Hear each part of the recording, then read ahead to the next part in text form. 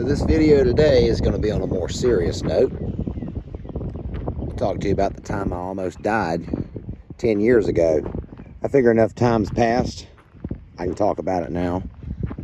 I debated long and hard on whether I should even do this video, because on one hand I'm like, well, if I talk about it, I'm letting it win, but if I don't talk about it, I'm also letting it win. So I've decided I'm gonna do this video to kind of go into detail about what happened to me.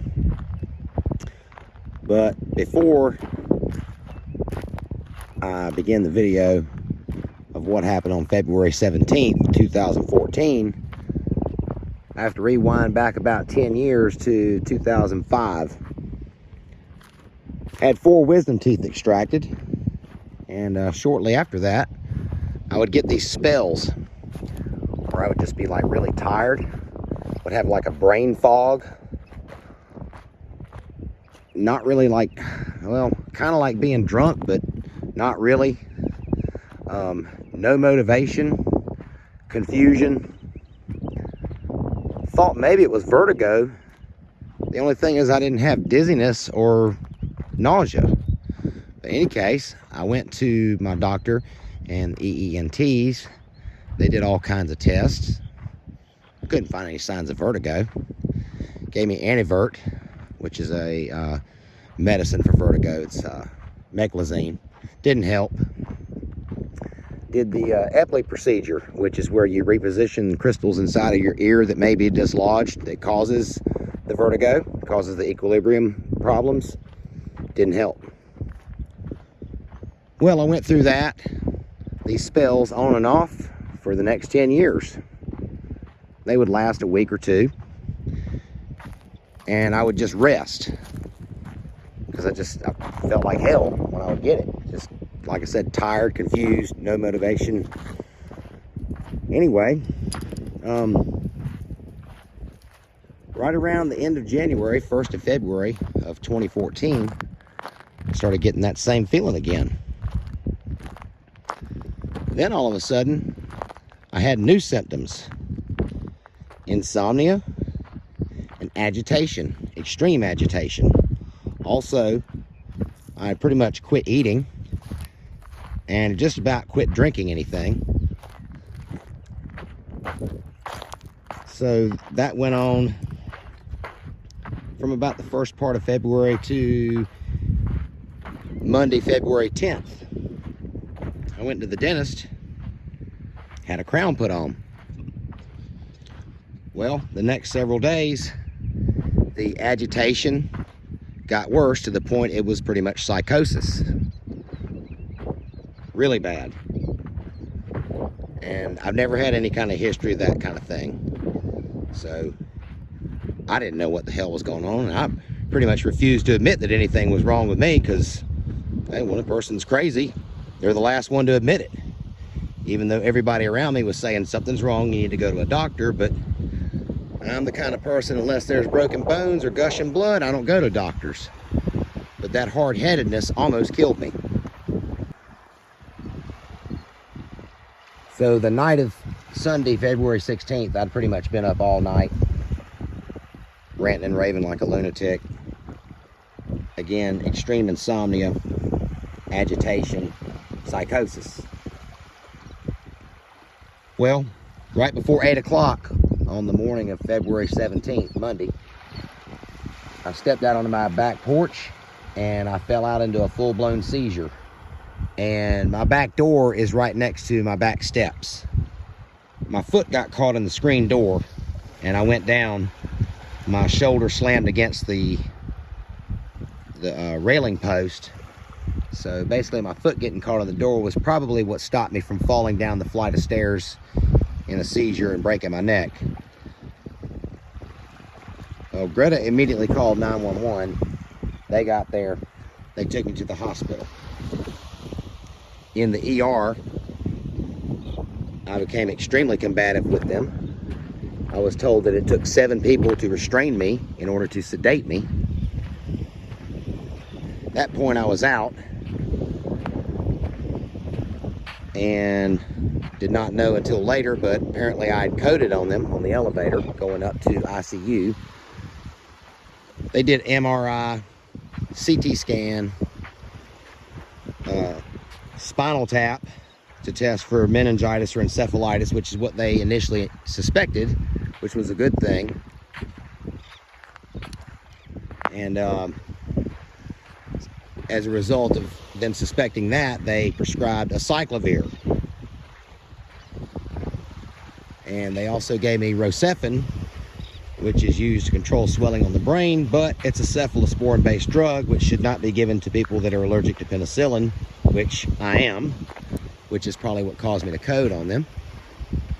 But it was a law of competing harms. It was either give me that or start drilling holes in my skull to relieve the intracranial pressure. So being that they had the ventilator and the other life-saving equipment necessary, yeah, let's take the lesser of two evils.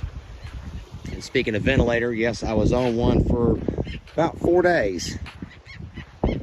When I was in ICU, they had me hooked up to all kind of stuff. They did a EEG, electroencephalogram.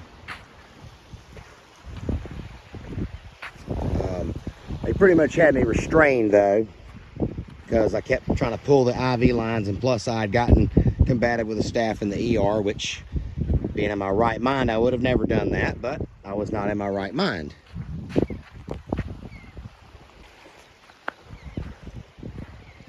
So then, on Saturday, February 22nd, I was transferred from ICU to critical care to the 3rd floor. At about 2 o'clock in the morning, I decided I was going to leave the hospital. They talked security up there, got me back into my room on the first time. Second time, I started raising hell. They put me in soft padded restraints. 10 minutes later, I tore out of those, then proceeded to make a weapon out of a broken plastic hanger and a rolled up newspaper, and attempted to barricade the door shut with the reclining chair. Don't really remember doing that, but they had to call a code white and basically put me in 4-point lock restraints and sedate me. Well, that was the 22nd. After about another 4 or 5 days being in there in restraints and being given drugs like Haldol and Ativan, which, by the way, should never be given to people with encephalitis because it worsens the condition. I just had a sneaking feeling that the drugs that they were giving me was making me psychotic, which probably so, but also the swelling that I'd had on my brain was a big part of that, which the swelling was starting to go down because they were treating me with vancomycin, imperial intravenous vancomycin, where they basically synthesized my blood and put it back into me, and also the Rocephin, which reduced the swelling on the brain. They also had me on Depakote for seizures, because apparently I'd had the one at home and then I'd had more in ICU. So they had me on that as well, and the acyclovir. But like I said, after several days of the other drugs, the Haldol and Ativan and stuff, they went to give me some more Ativan, and I kind of got agitated and snatched the IV out of my arm and said, I don't want any more of your fucking drugs. You're making me crazy with this shit. And at that point, I pretty much refused all medication. And then later that evening, they convinced me to take the Depakote because they were very worried that I could have another seizure and possibly die. So I did agree to take that, but nothing else. And within about 2 days, I started to return to normal somewhat. So then they consulted with a neuropsychologist who came to the hospital, and he evaluated me and proceeded to ask the usual questions to determine if I was aware of space, time, place, person, you know, what day is it, what time is it, who's the president, all that. Then he asked, had I ever been arrested? Well, yeah. I figured this was no time to lie about youthful indiscretion, so yeah, I've been arrested. Then he asked an even more strange question, said, have you ever had herpes? And I'm like, no. And then I thought about it, and I'm like, wait a minute. I've had cold sores. In fact, I had a cold sore on my lip when I got the crown put on. I said, well, yeah, actually I do, because I have cold sores. Cold sores is a herpes virus. He said, exactly. Your dentist should know better than to be putting crowns on teeth when there's an active cold sore outbreak. And when he said that, it's like the light bulb in my head went off, because I'd been trying to figure out what the hell had happened to me.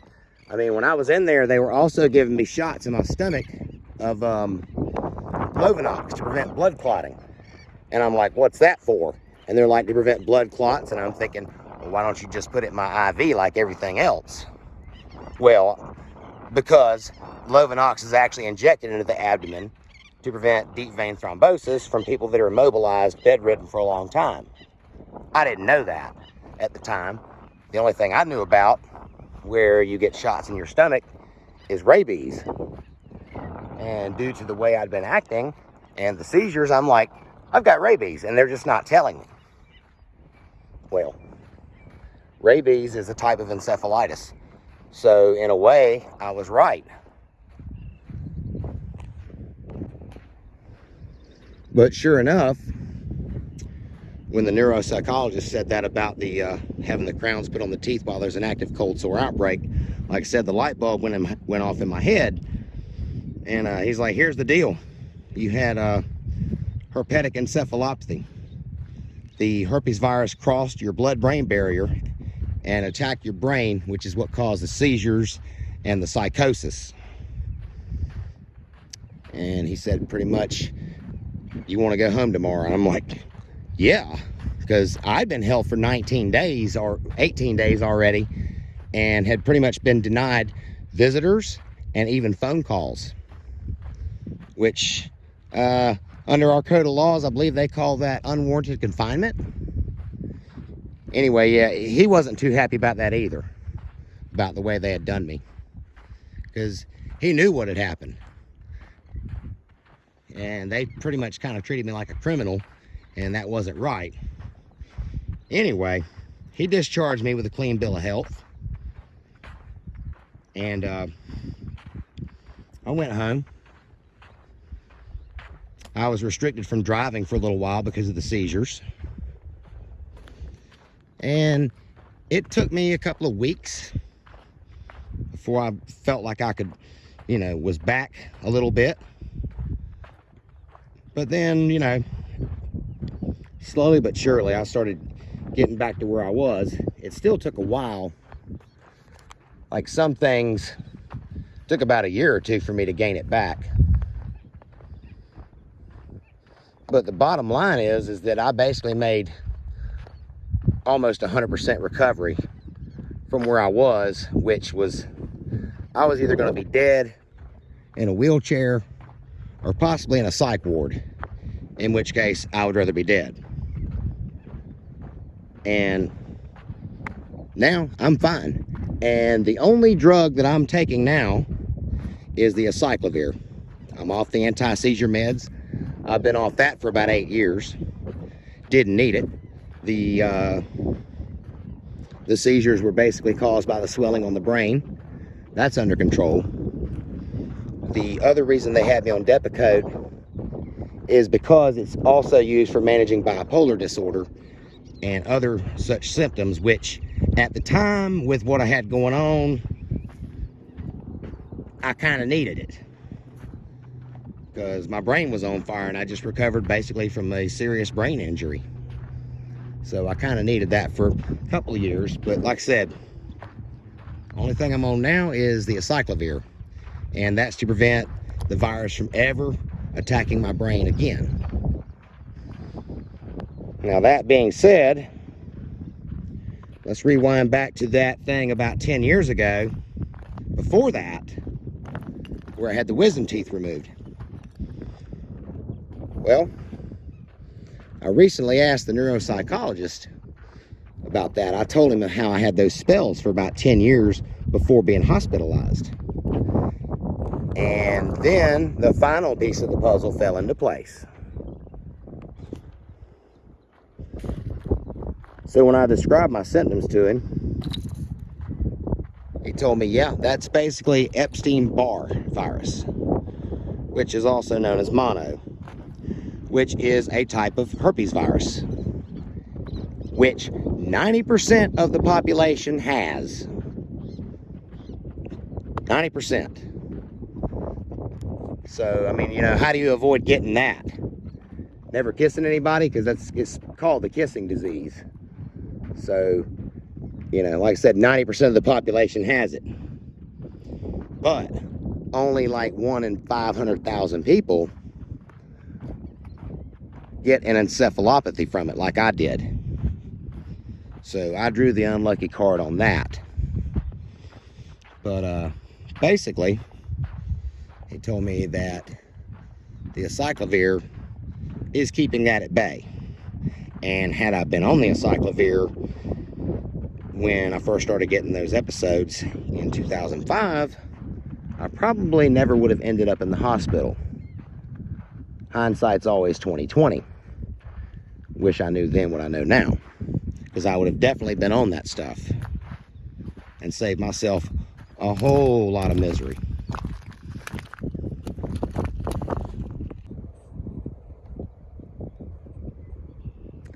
Now, if you want to see a movie about something similar to what I went through, there's a movie called Brain on Fire, except hers was autoimmune encephalitis, not viral encephalitis like mine. But the effects of encephalitis are very similar. There was even a point where she had tried to escape the hospital too. Security had to tackle her and put her in restraints. Yeah, sounds familiar.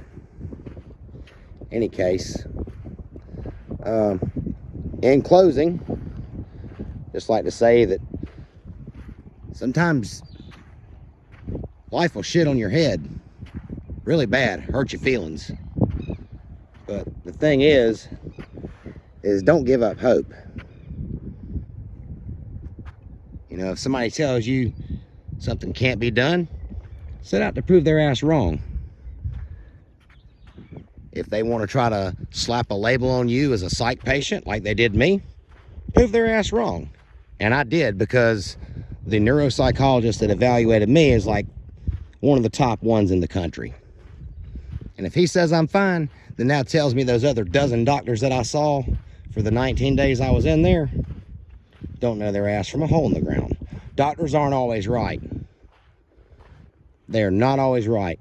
They are very quick to misdiagnose things and just paint everything with a broad brush when things should be handled on a case-by-case basis. And a patient should not be mistreated. But don't ever give up hope. Even if you go through something like what I went through, it will get better.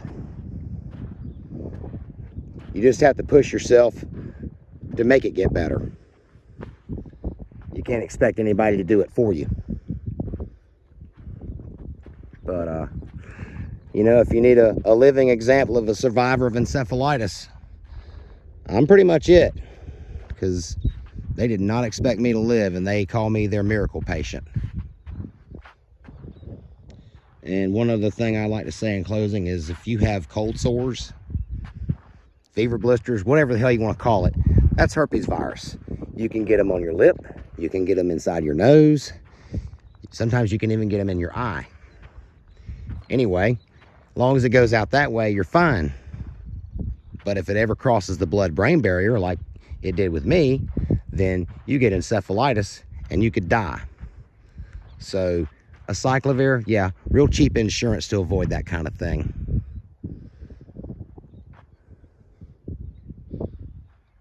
So anyway, not many people know about my incident 10 years ago where I almost died. But now you know the rest of the story.